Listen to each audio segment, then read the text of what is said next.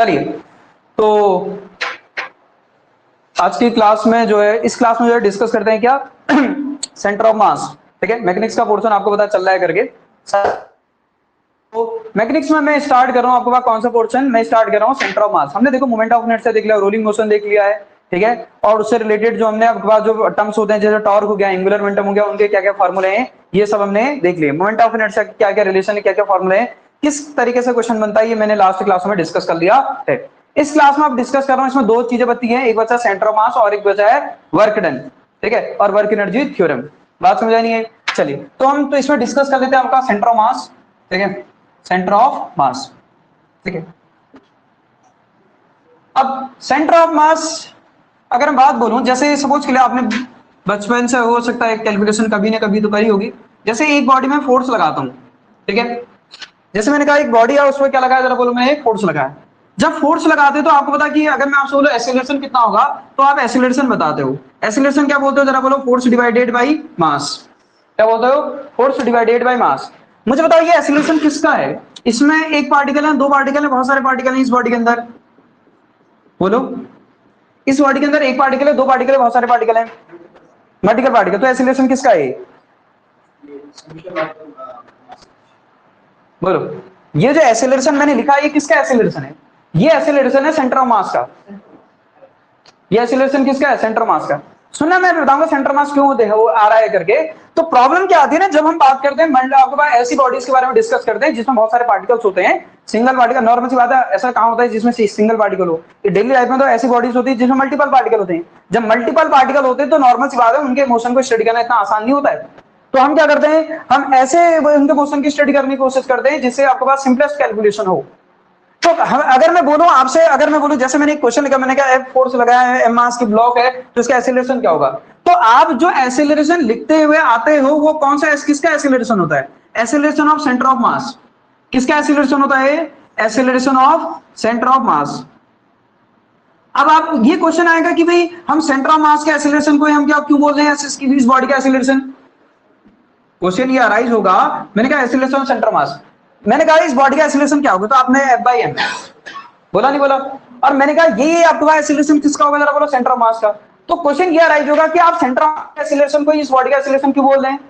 क्योंकि sir centre of मास पे नहीं लगेगा फोर्स, तो वो बॉडी रोल हो जाएगी। देखिए सपोज इसका सेंटर ऑफ मास में लगेगा तो ये रोल हो जाएगी। बिल्कुल, अदर डायरेक्शन में लगेगा। सपोज के लिए मैंने एक बहुत सिंपलेस्ट कैलकुलेशन आपको बता रहा हूं। सपोज के लिए का एक सिस्टम है, ठीक है, ये कि आपके पास कितने पार्टिकल का सिस्टम है? सपोज के लिए दो पार्टिकल का सिस्टम है, समझ आ रहा? यूज क्या आपको भाई क्यों यूज कर रहे हैं करके बता दे रहा हूं, यूज क्यों हो रहा है सेंटर मास का। मैंने इसमें एक फोर्स लगाया है, इसको मैंने बोल दिया F1, एक फोर्स लगाया मैंने F2। मुझे बताइए कैसा मोशन करेगा ये? जैसे मैंने एक दो पार्टिकल का एक सिस्टम लिया, मुझे बताओ कैसा फोर्स लगेगा, इधर और इधर फोर्स लगा तो कैसा मोशन करेगा ये? बिल्कुल, कैसा मोशन होगा ये? लीनियर। नहीं सुनना, अगर मैं अगर लगभग सिमिलर अगर फोर्स लगाऊंगा तो कैसा मोशन हो जाएगा? लीनियर मोशन हो जाएगा, ठीक है। अब जरा सुनना, ठीक है, अब मैंने क्या करने की कोशिश करी ये जो आपके पास इसी कंडीशन में मैंने चेंज करा। अब मैंने क्या कर दिया, एक M1 यही पार्टिकल लिया और ये M2 पार्टिकल है, मैं इधर फोर्स लगा दिया, इसको मैंने बोल दिया F1। अब क्या सिचुएशन होगी जरा बताओ तो? अब वो क्या हो जाएगा, ये जो पार्टिकल है घूम जाएगा, सिचुएशन कैसी आएगी? कुछ ऐसी आएगी, ये M1 आएगा और ये कैसा हो जाएगा, जरा बोलो, M2। ये तो आगे बढ़ जाएगा, यहीं रह जाएगा। अब वैसे अगर मैं यहां फोर्स लगाता तो ये कहां चले जाते? ये आगे चले जाते, पीछे रह जाता, होता नहीं होता? तो अगर मैं ऐसी सिचुएशन बनाऊं, जरा ध्यान सुनना क्या करके बात, ठीक है, मैंने क्या करा, इस पूरे सिस्टम के कहीं पर एक ऐसे पॉइंट पे फोर्स लगाने की कोशिश करी जिसकी वजह से पुराना इफेक्ट दिखे। मतलब मैंने क्या करा, ना यहां लगाया, कहीं एक जगह पे फोर्स लगा दिया, which is F1 plus F2, F1 plus F2। फिर भी मुझे कैसा देखने को मोशन में देखने को मिला, जरा बोलो, कैसा मोशन देखने को मिला? है कैसा मोशन देखने को मिला, जरा बोलो? Linear motion. सुनना, पहले मैंने हर पॉइंट पे फोर्स लगाया था तो ही लीनियर मोशन मिल रहा था, पहले हर पॉइंट पे फोर्स लगाया था तो कैसा मोशन मिल रहा था, बोलो, लीनियर मोशन। अब केवल एक सिंगल पॉइंट पे फोर्स लगाने से कैसा मोशन मिल गया, जरा बोलो? लीनियर मोशन मिल गया। मतलब क्या हुआ, इस पॉइंट के पास उन दोनों पॉइंट का बिहेवियर है, तभी तो इसने लीनियर मोशन दिया। इस पॉइंट ने मुझे कैसा मोशन दिया, जरा बताओ। इस पॉइंट पे जब मैंने फोर्स लगाया तो कैसा मोशन मिला, जरा बताओ तो। कैसा मोशन मिला? Linear motion. और ये लीनियर मोशन सिर्फ और कब मिल सकता था? जब मैं हर पॉइंट पे फोर्स लगाऊं। इसका मतलब इस पॉइंट के पास हर पॉइंट का बिहेवियर है। भाई बॉडी के अंदर आपके पास ऐसा पॉइंट जरूर होता है जिस पॉइंट के पास क्या होता है, जरा बोलो, पूरी बॉडी का बिहेवियर होता है। इसी पॉइंट को हम क्या बोलते हैं, जरा बोलो? सेंटर ऑफ मास। समझ आई नहीं आई बात? सेंटर ऑफ मास। अच्छा मुझे बताओ, यहां पर मास है नहीं है? यहां पर मास है या नहीं है? सेंटर ऑफ मास में मास होना जरूरी नहीं है। सेंटर ऑफ मास में मास होना जरूरी नहीं है, हो भी सकता है और नहीं भी हो सकता है। तो ये समझ में आना चाहिए। कई बार ऐसा होता है जैसे रिंग लूं तो रिंग पर आपका मास होता है, रिंग का सेंटर मास कहां होगा बताओ तो? कहां होता है? यहाँ का, यहाँ होता है। होता नहीं होता है? रिंग का सेंटर मास कहां होता है, जरा बोलो? यहाँ। अब यहाँ पर मास होता है क्या? नहीं। तो रिंग पर आपको ये समझ में आना चाहिए कि भाई आपको पहली बात है समझ सेंटर मास क्या है। भाई ऐसा पॉइंट बॉडी के अंदर जो क्या करता है, पूरी बॉडी के अंदर जितने भी पॉइंट्स होते हैं उन सभी का बिहेवियर होता है, उसी को हम क्या बोलते हैं? सेंटर ऑफ मास। बात समझ नहीं आई? ये होना चाहिए। हम तो बाद में बोल देते हैं कि यार ऐसा पॉइंट बॉडी के अंदर जहां पर सारा का सारा मास कंसेंट्रेटेड रहता है, वो एक तरीके सारा का सारा मास यहां पर हो भी सकता है। मतलब सारा का सारा मास मतलब सारे मास पॉइंट का बिहेवियर। समझ में नहीं आई बात? यहां पर मास हो भी सकता है और नहीं भी हो सकता है। वो स्टेटमेंट मास कंसेंट्रेट रहता है, वो गलत स्टेटमेंट लिखा रहता है। मतलब वो एक्चुअल क्या होना चाहिए? The point eight which all the behaviour of all the point exhibit. जहां पर क्या होना चाहिए, जरा बोलो? सारे पॉइंट का बिहेवियर एग्जिबिट होना चाहिए, उसे मतलब जहां पर होना चाहिए उसी को हम क्या बोलते हैं, जरा बोलो? Centre mass. ठीक है, इसमें लिख देना the point eight which behaviour of all the point exists is called center of mass। अब जैसे अगर मैं बात करूं, जैसे इन जनरल बोल क्या दिया जाता है, जैसे कंटिन्यूअस बॉडी है, ठीक है, और सॉलिड बॉडी, उस केस में आपके पास क्या होता है, जरा बोलो? उस केस में जहां पर सेंटर मास होता है वहीं पर सारा मास भी कंसेंट्रेट करता है। ठीक है, it is also defined as, लिखना, it is also defined as the point or place where all the mass। लेकिन उनके लिए होगा जिनमें आपके पास क्या होगा, जरा बोलो? सॉलिड बॉडी होंगी और यूनिफॉर्म होंगी। ठीक है, इसमें लिखना इट इज क्या लिखा? It is also defined as, ठीक है, डिफाइंड एज द पॉइंट और प्लेस वेयर ऑल द आपके पास क्या mass of the body concentrated. ठीक है, ये समझ आना चाहिए। तो ऐसा भी हम इसको डिफाइन कर लेते हैं।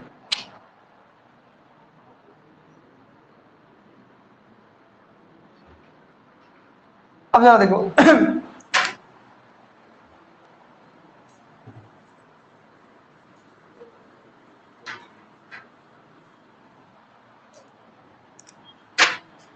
अब अगर हम बात करो, जैसे जरा बड़ी सिंपल कैलकुलेशन है, जरा देखो। सपोज कर लिया, इसमें लिख देना सेंटर मास पे, एक लाइन लिख देना, सेंटर मास पे मास हो भी सकता है और नहीं भी।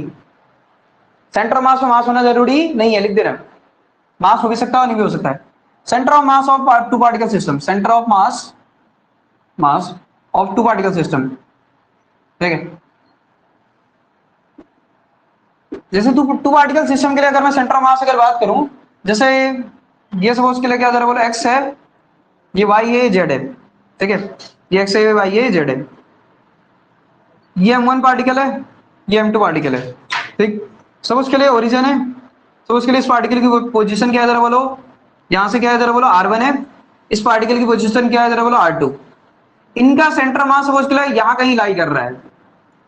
अगर इसकी पोजीशन अगर मेरे को बतानी है, अगर मुझे क्या करना है, जरा बताओ? इसकी पोजीशन बतानी है, जिसका मैंने बोला RCM। तो RCM अगर मैं लिखता हूं तो RCM कैसे लिखते हैं, जरा बताओ तो? RCM लिखने का तरीका क्या होता है? M1 R1 वेक्टर प्लस क्या लिखते हैं, जरा बोलो? M2 R2 vector divided by M1 plus M2। This is the formula of centre mass of two particle system. तीन पार्टिकल होंगे तो कितना आ जाएगा? M3 R3 plus divided by M3 आ जाएगा। ठीक है, दो पार्टिकल में आपको आइडिया आ जाने चाहिए, 10 भी होंगे तो भी आइडिया आ जाएगा फिर।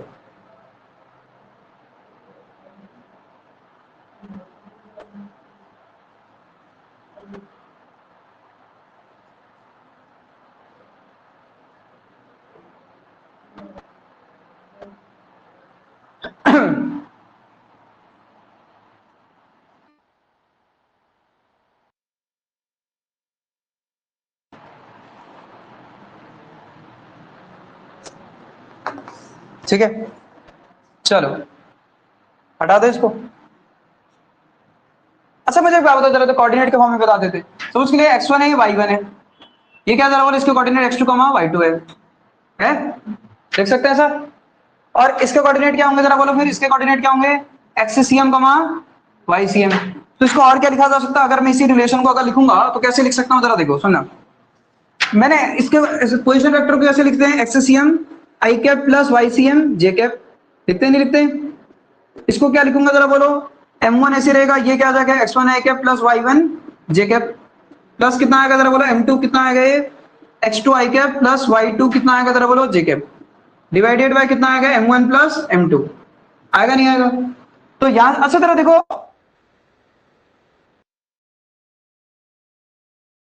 I cap divided by M1 plus M2, यह आ जाएगा I कैप, यह आ जाएगा अगर मैं बात XYZ के फॉर्म में M1 Y1 plus M2 Y2 divided by आपके पास M1 प्लस M2, ये कितना आ जाएगा जरा बोलो, J कैप। तो यहां से अगर मैं बात करूं कितना आ जाएगा, XCM I cap plus YCM कितना है, तो यहां से XCM की वैल्यू क्या आएगी, सेंटर मास लिख देना इन टर्म्स ऑफ कंपोनेंट, ठीक है, in terms of component, component मतलब एक्स और वाई के फॉर्म में, ठीक है।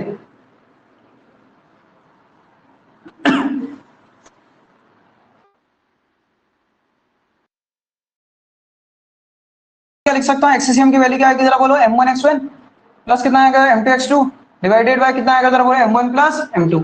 ऐसी YCM क्या आएगा जरा बोलो, क्या हो जाएगा, M1 Y1 प्लस कितना आएगा जरा, M2 Y2 डिवाइडेड बाय आपके पास कितना, M1 प्लस M2, ये आ गया आपके पास क्या, YCM।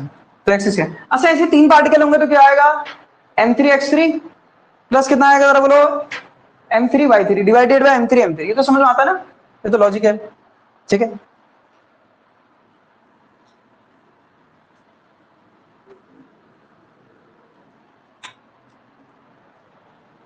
ये जो अभी इसमें आपके पास जरा सिचुएशन देखना, नोट करके लिखना, जरा देखो।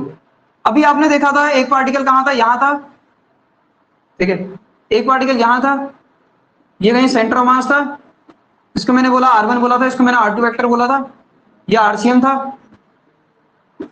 अगर आपको समझ में आ रहा तो देखो। मैं RCM जो आया था वो क्या आया था जरा बताओ, तो ये आया था M1 R1 vector plus M2 R2 vector divided bye कितना आया था जरा बोला, M1 प्लस M2। अगर इसमें मैं लेट कर दूं इफ RCM इक्वल टू 0, मैंने क्या लेट कर दिया जरा बोलो, RCM इक्वल टू 0।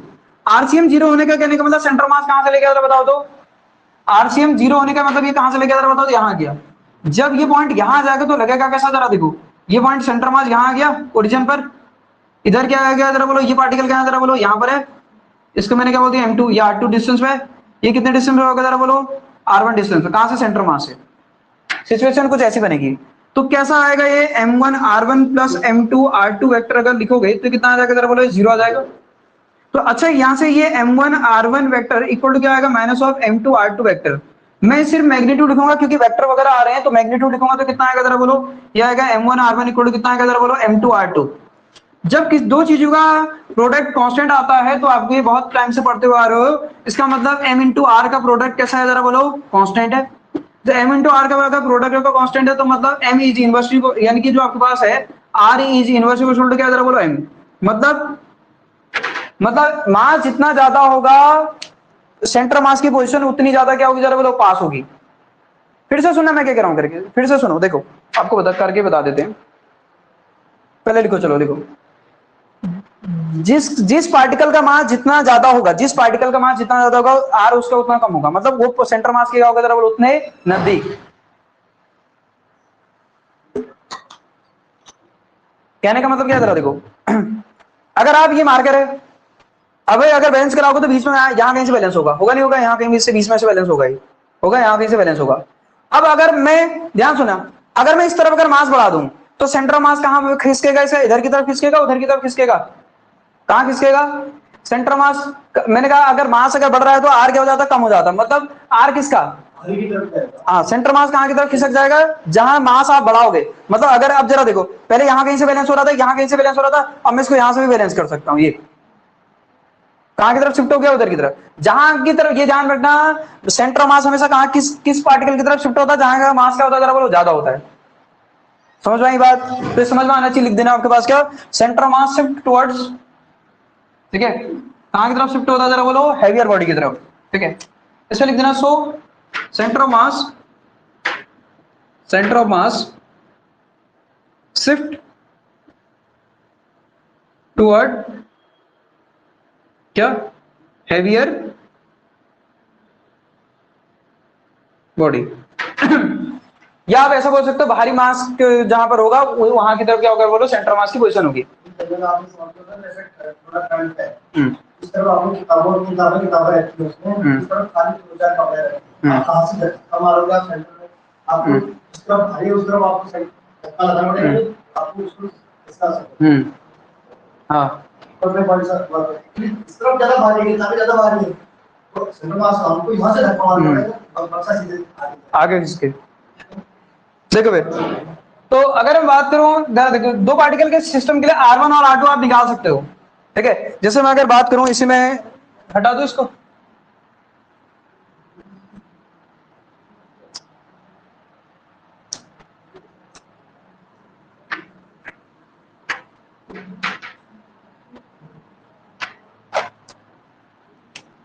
मैंने क्या बोला जरा देखो, फॉर टू पार्टिकल सिस्टम,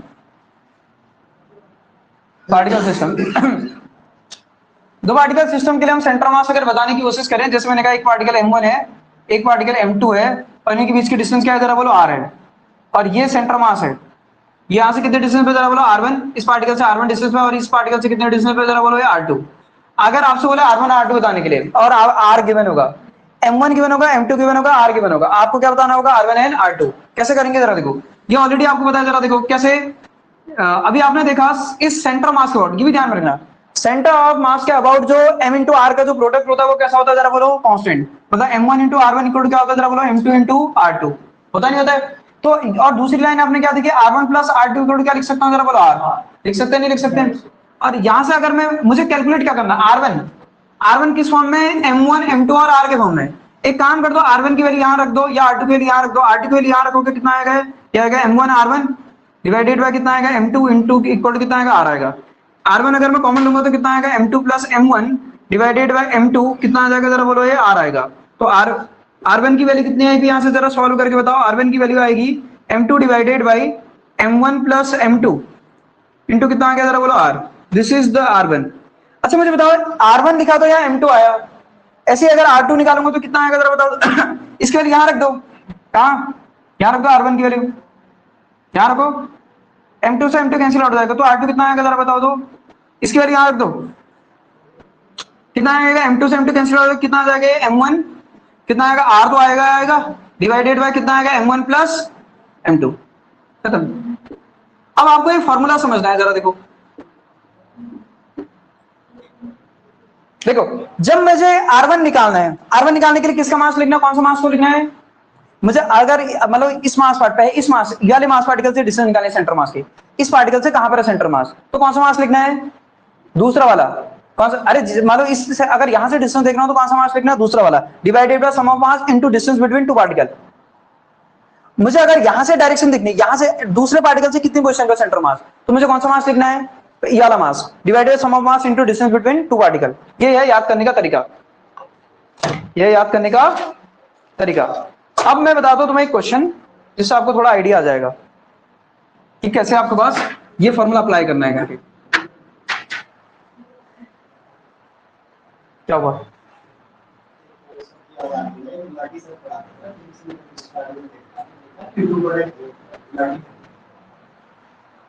अब नेक्स्ट में ऐसे शुरू के बाद ऐसे करेंगे, तो बस बता दूं बहुत अलग होता है ये है तरीका। अच्छा और फिर क्या कहा आपने, क्या नाम क्या बताया आपने, देखो फिर, तो अगर मैं ऐसा अगर बोलूं, जैसे क्वेश्चन अगर बोलूं, जैसे मैंने सपोज करें एक M1 मास पार्टिकल दे दिया, और एक आपके पास M2 मास पार्टिकल है, ठीक है, और इनके बीच की मैंने कहा ये M2 की वैल्यू आपके पास 2 kg दे दी, इसकी वैल्यू आपके पास हमने कितनी दे दी 10 kg, 8 kg मतलब, चलो 8 kg, और इसके बीच की डिस्टेंस मैंने 10 मीटर दे दी। मैंने बोला find the centre mass from 2 kg, मैंने क्या बोला, find the centre mass, find the position of centre mass, position of centre mass from 2 kg, 2 kg से सेंटर मास की पोजीशन बतानी है। कहां से जरा बोलो, 2 kg से। जब 2 kg से बताएंगे तो कैसे, मैंने क्या बोला, जब यहां से पोजीशन बता रहे, मैंने कहा सेंटर मास ये है, सपोज के लिए इसको मैंने R1 बोल दिया, क्या बोल दिया R1, तो कौन से मास को देखना था, फॉर्मूला याद करना है या वो तरीका समझना है? सड़े नहीं हुआ यार, 10 ही नहीं हुआ अभी तो। मुझे बताओ अगर यहां से का डिस्टेंस देखनी तो कौन सा मास आएगा, जरा बताओ तो बोलो, दूसरा वाला mass divided by sum of mass 2 plus कितना 8 इनटू कितना आएगा, जरा बोलो, दोनों पार्टिकल के बीच की डिस्टेंस, तो R1 कितना आ जाएगा, जरा बोलो, यह आ जाएगा 8 डिवाइडेड बाय 10 इनटू कितना 10, इससे कैंसिल आउट हो गया, R1 की वैल्यू कितनी आ गई, जरा बोलो 8 मीटर। तो ये इस तरीके से करना होगा। ऑप्शन में गिवन होगा आपके पास कितना 2 मीटर, ऑप्शन गिवन होगा 4 मीटर, और सी गिवन होगा 8 मीटर, ऑप्शन डी होगा आपके पास क्या 10 मीटर, इस तरीके से। तो ये आपको समझ में आना चाहिए कि कैसे निकालना करके। अगर ये 2 kg से बोला ना, अगर इसी में बोलते 8 kg से अगर बोलते तब क्या करोगे, जरा बताओ तो क्या करेंगे, इसको मैंने R2 बोल दिया, तो कौन से मास को लिखना है, जरा बोलो, दूसरे वाले मास को, दोनों का मास का सम इनटू डिस्टेंस, कितनी आ गई है 2 मीटर, और होगा जब यहां से 8 मीटर पे तो यहां से कितने में होगा 2 मीटर, और मैंने अभी बोला भी जाने अगर 2, ये देखो सेंटर मास इसके नजदीक में है, यहां से 8 मीटर पे और यहां से कितने मीटर पे, जरा बोलो 2 मीटर, सेंटर मास किसके नजदीक में होता है, हेवी मास पार्टिकल के नजदीक में, ठीक है, समझ में की बात। एक क्वेश्चन और करा था, फिर बॉडी के सेंटर मास लिख देंगे तुरंत। हाँ वही सेक्शन फॉर्मूले की तरह साहब, अभी लिखा है तो M1 X1 वही तो है,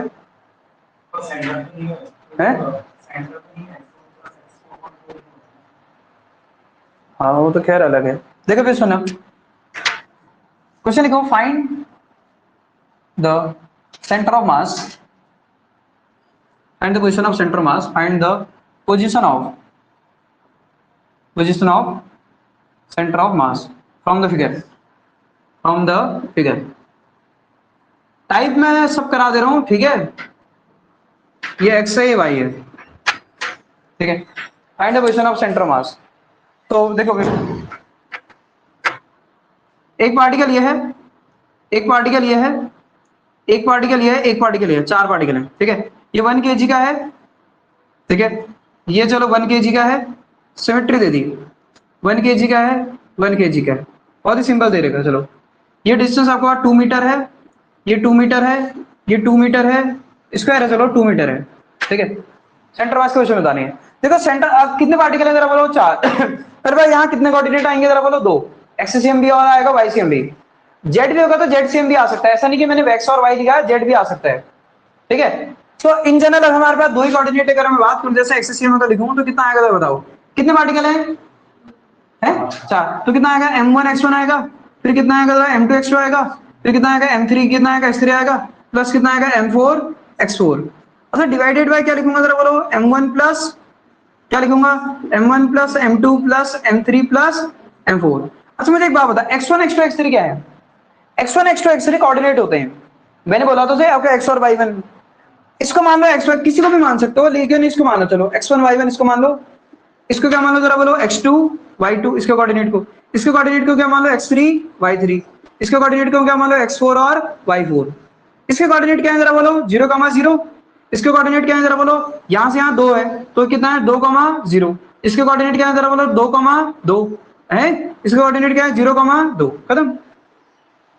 ये X1 है Y1 है, ये X1 है, X2 Y2 है, X3 Y3, X4 Y4, तो XCM कितना आएगा, जरा बोलो, M1 कितना है 2 1, XCM कितना है 0, ये कितना है, जरा बोलो 2 इंटू कितना X2, ये कितना 1, M3 कितना है, जरा बोलो, M3 कितना है 1 इंटू कितना 2, फिर कितना है, जरा बोलो, ये 1 इंटू कितना 0 डिवाइडेड बाय कितना आ गया 1 प्लस 1 प्लस 4, तो एक्ससीएम कितना आ गया, जरा बोलो, यहां से कितना आ गया है 4 प्लस 4 डिवाइडेड बाय 4 कितना आ गया 1, ऐसे क्या निकालेंगे, जरा बोलो क्या निकालेंगे वाईसीएम, YCM क्या आएगा, M1 Y1 कितने पार्टिकल हैं, 4, तो कितना आएगा M3Y3 प्लस कितना आएगा M4 Y4 डिवाइडेड बाय कितना आएगा जरा बोलो, M1 प्लस M2 प्लस, ठीक है, M3 प्लस M4।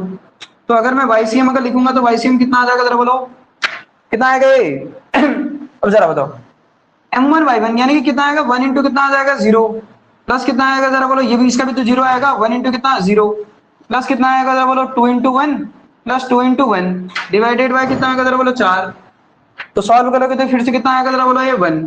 तो मतलब कोऑर्डिनेट के आगे भी सेंटर ऑफ मास के एक्सियम YCM कितना आएगा जरा बोलो 1,1 ये आगे कोऑर्डिनेट सेंटर ऑफ मास के, खत्म। कुछ नहीं करना होता है, पार्टिकल जो जहां पर वहां पर लिखो और आपके पास x1 y1 लिखो, x2 y2 लिखो, x3 y3 जितने पार्टिकल हैं और सॉल्व कर लो, ठीक है। एक ऐसी क्वेश्चन होमवर्क दे दे रहा हूं, कर लेना प्रैक्टिस के लिए, ठीक है। ये एक ट्राइंगल है, ये एक्सिस है, ये वाई है, ठीक है। मास पार्टिकल, ये मास पार्टिकल है m, ये मास पार्टिकल है, ये a है, ये a है, ये a है। सेंटर मास के कोऑर्डिनेट बताने हैं, ठीक है। ऑप्शन दे दूं ताकि आपको पता चल जाएगा, है क्या बतानी है, find the position of centre mass. Option A है पहले आपके पास क्या, a/2, 0। ऑप्शन बी है a/2, a/2√3। ऑप्शन सी है a/2, a/√3, ठीक है।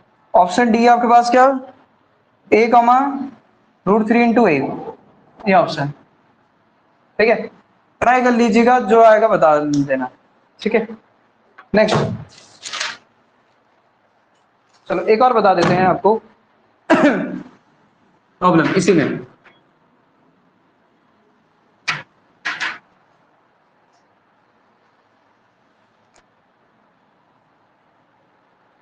जल्दी जल्दी जल्दी करो तो।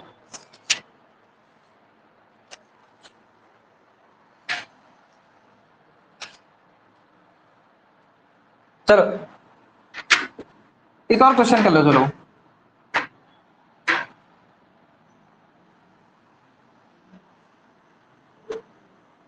ये एक रॉड है, ठीक है, जिसकी आपके पास जरा देखो, समझने की कोशिश करिएगा,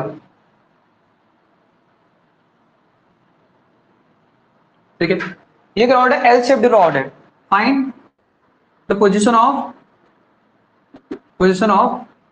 सेंटर ऑफ मास, ठीक है। ऑप्शन भी लिख दे रहा हूं मैं इसके। Find the position of centre of mass. Option क्या क्या जरा देखो, ऑप्शन है आपके पास 12/3, 12/3, ठीक है। इसकी लेंथ आपके पास L है, इसकी लेंथ 2L है। यूनिफॉर्म रॉड है, कैसी रॉड है, दोनों कैसी रॉड है, यूनिफॉर्म रॉड है, एल शेप्ड है, ठीक है। पहला ऑप्शन है। दूसरा ऑप्शन है L/6, 12/3, ठीक है। तीसरा ऑप्शन है आपके पास 3, L/3, और ऑप्शन डी है L/6, ये ऑप्शन है। अच्छा जरा देखो, जब भी ये कैसी रॉड है, यूनिफॉर्म शेप है, यूनिफॉर्म रॉड है, कैसी है, यूनिफॉर्म रॉड है, ठीक है, इस तरीके से। अब करना क्या, जरा देखो, हमें इसका सेंटर मास बताना है। अच्छा मुझे बताओ, अगर आपको एक लॉजिक बता देता, अगर एक एल शेप्ड रॉड है तो मुझे बताओ इसका सेंटर मास कहां पर होगा।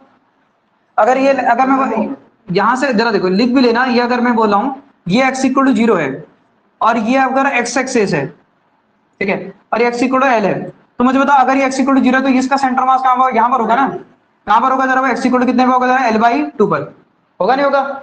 अगर L लेंथ की रॉड है तो इसका सेंटर मास कहां पर होता है, बोलो L/2 पर। कहां से, ओरिजिन से। तो अगर मैं यहाँ पर ओरिजिन बोल दूं तो यहाँ से अगर L लेंथ रॉड होगी तो जरा इसका सेंटर मास कहां पर होगा जरा बोलो, L पर। और ये यूनिफॉर्म रॉड है, यूनिफॉर्म रॉड है, अगर L लेंथ का मास अगर m होगा तो 12 लेंथ का मास कितना होगा, 2m होगा। सिंपल सी बात है, ये बोलेगा नहीं है, मास नहीं देगा, आपको खुद ही दिमाग लगाना पड़ेगा। इसका सेंटर मास कहां पर होगा जरा बोलो, L/2, 0 पर। अच्छा ये 12 लेंथ की रॉड है तो इसका सेंटर मास कहां होगा, फिर जरा बताओ तो, ऊपर होगा। और कहां पर होगा जरा बोलो, 0, L पर। इसका मास कितना होगा जरा बोलो, इस रॉड का मास कितना होगा, ये यहाँ पर मास एक्ट करेगा, इस पूरी रॉड का मास कहां पर एक्ट करेगा जरा बोलो यहाँ पर, इसे कितना होगा जरा बोलो m, और इस पूरी रॉड का मास कहां पर एक्ट करेगा जरा बोलो यहाँ पर, ये कितना होगा जरा बोलो 2m। अच्छा मुझे एक बात बताओ, इसका कोऑर्डिनेट आ गया x1 y1, इसका कोऑर्डिनेट आ गया x2 y2, और हमें मास भी तो पता चल गए। तो कितने पार्टिकल का सिस्टम बना जरा बोलो, 2 पार्टिकल का सिस्टम बना। तो अगर मैं एक्सीसीएम लगाऊंगा तो क्या करूंगा, m1 y1 प्लस क्या करूंगा जरा बोलो m2 y2 divided by m1 plus क्या m2 आएगा। तो एक्सीसीएम की वैल्यू कितनी आएगी जरा बोलो, m1 y1, m1 कितना आएगा जरा बोलो, m1 क्या मास m, और आपके पास ये लेंथ कितनी है l/2, y तो वैसे ही 0 हो गया, ठीक है। m1 y1 मतलब क्या लिखा मैंने, अरे यार YCM निकालो, चलो YCM निकाल लो, कितना आएगा फिर ये m1 की वैल्यू m, y की वैल्यू 0, फिर कितना आएगा जरा बोलो, मास कितना 2m, आपके पास ये कितना जरा बोलो y2 कितना आएगा जरा बोलो l डिवाइडेड बाय कितना आएगा जरा बोलो m प्लस m कितना 3m, इससे कैंसिल आउट। YCM की वैल्यू कितनी आएगी जरा बोलो 12/3। ऐसे एक्सीसीएम बताओ तो कितना आएगा,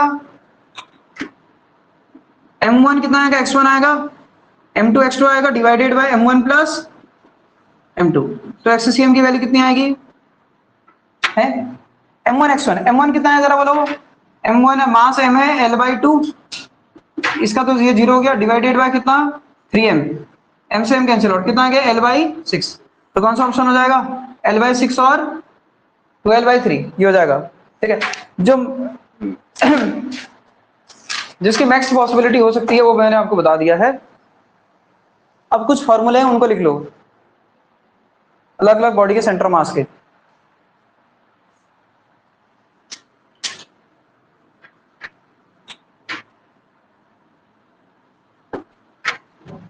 इसमें लिखना centre of mass of different body, ठीक है। जैसे दो पार्टिकल के लिए आपको पता ही चल चुका है, ठीक है। इसमें पहले हम बात करेंगे रिंग के बारे में, किसके बारे में बात करें, रिंग। सपोज के लिए एक रिंग है, ठीक है, इस तरीके से, और कैसी रिंग है जरा बोलो, कौन किसके बारे में बात हो रही है, कंप्लीट रिंग का तो पता ही होगा ना, किसके बारे में बात करेंगे, सेमी सर्कुलर रिंग। सपोज के लिए एक सेमी सर्कुलर रिंग है जिसकी रेडियस कितनी है जरा बोलो r, ठीक है, ये x है ये y है।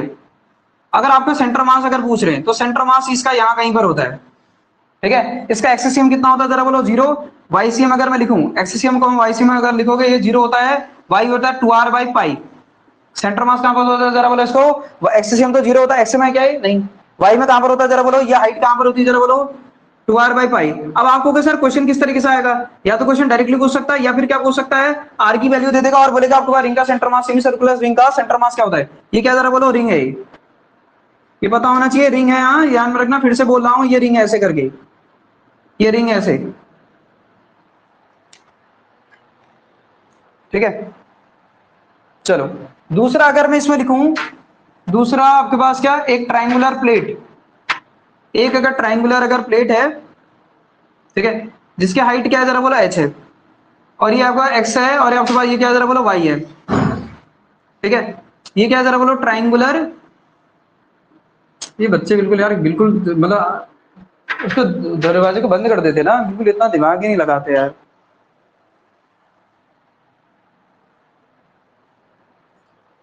खतरनाक है बिल्कुल है, उनको एक बार बोल दो तो मैम दरवाजा बंद कर दो करके। सबसे बड़ी प्रॉब्लम क्या पता है आजकल के बच्चों में, मतलब ये नहीं डेवलपमेंट हो पा रहा कि यार अगर कहीं पे गलत दिख रहा तो उसको सही करें, नहीं मतलब ये इन जनरल बात है। क्या बताओ तो इसका एक्सीसीएम YCM जो आता है, कोऑर्डिनेट जो आते हैं, ये कितना आता है 0,h/3, कितना आता है बोलो 0,h/3, ठीक है। नेक्स्ट आपके पास अगर मैं बात करूं, अच्छा एक बोलेगा देखो क्वेश्चन किस तरीके से आएगा, मैं फिर से रिपीट कर रहा हूं। एक बोलेगा एक ट्रायंगुलर प्लेट है जिसका हाइट है बोला आपके पास 9 सेंटीमीटर, उसके सेंटर मास की क्वेश्चन बताओ, बोलेगा अच्छा ये कहां से है जरा बताओ तो, ये कहां से बता रखा है, यहां से, हाँ ये ध्यान में रखना है, ये एस अगर हाइट है इसकी, अगर हाइट अगर एस है तो ये सेंटर मास की क्वेश्चन मैंने कहां से बता रखी, यहां से, ये ध्यान में समझ में आ रहा नहीं आ रहा, बेस से ओरिजिन से ऊपर है, बोलेगा तो समझ में बता सकते हो नहीं बता सकते हो एच के लिए रखे। नेक्स्ट लिखो तीसरा, तीसरा ना, हाँ तीसरा लिखो सेमी सर्कुलर आपके पास डिस्क। नेक्स्ट लिखना semi circular disc, semi circular disc. अगर बात करो सेमी सर्कुलर डिस्क के बारे में, तो सेमी सर्कुलर डिस्क आपके पास क्या होती है जरा बोलो। अगर ये आपके पास जरा देखो, ये अगर एक्स है, ये अगर वाई है, तो ये ओरिजिन अगर है तो इसका जो सेंटर मास होता है यहाँ कहीं पर होता है। और वाईसीएम की जो वैल्यू आती है, एक्ससीएम तो 0 होता है, वाईसीएम की जो वैल्यू आती है आती है 4r/3π। कितना आता है जरा बोलो, एक्ससीएम कमा वाईसीएम जो आता है ये कितना आता है जरा बोलो 4r, ये कितना आता है 0,4r/3π। ठीक है, डिस्क कहाँ है, डिस्क। इसी तरीके से अगर मैं चौथा बात करूं, एक हेमी आपके पास स्फीयर के बारे में, हेमीस्फीयर। ठीक है, तो हेमीस्फीयर में आपको पता है कि मास अंदर से होगा, ठीक है, खाली नहीं होगा, आपको अंदर मास होगा। ये अगर मैं एक्स बोल दूं और इसको अगर मैं वाई बोल दूं, तो वाई सीएम जो आता है कितना आता है हेमीस्फीयर में, ये आता है आपके पास कितना 0 का, ये आपको एक्ससीएम तो इसका 0 होता है, वाईसीएम आता है 3r/8। ये लास्ट वाले एलटी वाले एग्जाम में आया भी है इससे क्वेश्चन, ये हेमीस्फीयर वाला। ठीक है, यहां से बेस से कितना हाइट पर होता है जरा बताओ तो, सेंटर मास की क्वेश्चन कहां पर होती है जरा बोलो, यहां से बेस से कितनी हाइट पे होती है जरा बोलो 3r/8। ठीक है, क्या क्वेश्चन आया तो उसको मैं सेंड कर दूंगा। चौथा हेमिस्फीयर भी हो गया। ठीक है, नेक्स्ट आपके पास एक बचा हेमिस्फेरिकल शेल। ठीक है, हेमिस्फेरिकल शेल, स्फेरिकल शेल मतलब बहुत बार बोल दिया है, बॉल है करके, स्फेरिकल शेल। हेमिस्फेरिकल शेल अगर मैं बात बोलूं, तो ये स्फेरिकल अगर शेल है तो पता है ना, शेल के अंदर मास नहीं होता है, कैसी होती है जरा बोलो, कैसी हो जाएगी जरा बोलो, बोलो, ये ओरिजिन है। तो इसके सेंटर मास की क्वेश्चन अगर मैं बोला 0,0 है, तो ये वाईसीएम क्या होगा, तो एक्ससीएम कमा अगर मैं वाईसीएम अगर लिखूं, तो ये आता है आपके पास 0,r/2। कितना आता है जरा बोलो 0,r/2। ठीक है, चलो एक दो और लिख लो बस खत्म। 6, अगर मैं बात करूं किसके बारे में, दो होते हैं आपके पास, एक होता है कोन, एक होता है होलो कोन। ठीक है, होलो कोन, होलो कोन आपके पास अगर मैं बोलूं, अगर एक कोन है जिसकी हाइट आपके पास कितनी है जरा बोलो h, हाइट कितनी है कोन की जरा बोलो h, तो यहां से अगर ओरिजिन से अगर ये x है, ये अगर y है, सेंटर ऑफ मास अगर मैं बताऊं, तो सेंटर मास कहां पर होता है, यहां पर होता है। कितने हाइट पर होता है, वाईसीएम एक्ससीएम कमा अगर वाईसीएम अगर इसका कोऑर्डिनेट लिखूं, तो ये आता है 0,h/4। कितना आता है जरा बोलो 0,h/4। इसी तरीके से अगर मैं बोलूं क्या h/3 अगर बोलो आपके पास क्या सॉलिड कोन, क्या सॉलिड कोन, तो सॉलिड कोन में आपके पास ये कोन है। ठीक है, ये क्या जरा बोलो एक कोन है जिसकी हाइट कितनी है जरा बोलो h। तो अगर मैं बोलो x से ये y है, तो ये जो सेंटर मास की जो पोजीशन होती है, यहां से सेंटर मास की जो पोजीशन होती है वाईसीएम, ये होता है h/3। तो मतलब एक्ससीएम कमा वाईसीएम कितना आएगा जरा बोलो, अच्छा h/4 कितनी होती है जरा बोलो 0,h/4। ये ध्यान में रखना, सॉलिड मतलब ज्यादा, ऐसा है आप ऐसा सोच सकते हो, सॉलिड मतलब भरा हुआ ज्यादा h/4, हॉलो मतलब कम तो h/3। ऐसे आप याद करने को कर सकते हैं, बाकी आपकी इच्छा।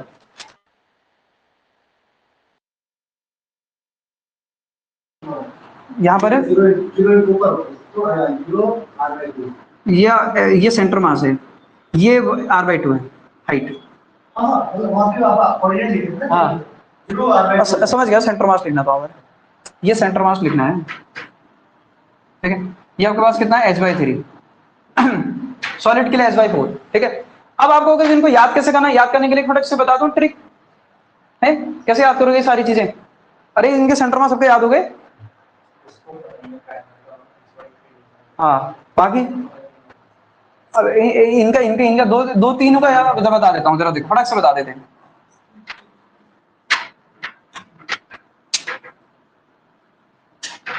कैसे लिखना है जरा देखो, इस तरीके से लिखना है सी टी। ठीक है, सी टी आपके पास इस तरीके से लिखना है। ठीक है, अब जरा देखो सी, यहां पर आपको ये किसके लिए है, ये किसके लिए यूज हो रहा है, सॉलिड, ये आपके पास सॉलिड कोन के लिए, ये किसके लिए यूज हुआ है, सॉलिड कोन के लिए भी बता दे रहा हूं। ये टी मतलब क्या जरा बोलो ट्राइंगुलर, क्या जरा बोलो प्लेट। ठीक है, ये क्या है, ट्राइंगुलर प्लेट। ये क्या है जरा बोलो, ये आपके पास हेमिस्फेयर है, ठीक है, हेमिस्फेरिकल शेल है, हेमिस्फेरिकल शेल है, ठीक है। और ये क्या आपके पास रिंग, ये सॉलिड स्फेयर, और ये डिस्क, ये है डिस्क, ठीक है। तो क्या करना है जरा देखो, हेमिस्फेरिकल शेल की क्या होती है जरा बोलो, रेडियस होती है आर, लिख लो। रिंग की भी रेडियस होती है आर, लिख लो। सॉलिड स्फेयर की रेडियस होती है आर, लिख लो। डिस्क की भी रेडियस होती है आर, लिख लो, ठीक है। इसकी क्या होती है, हाइट लिख लो, इसकी लिख लो, हाइट लिख लो।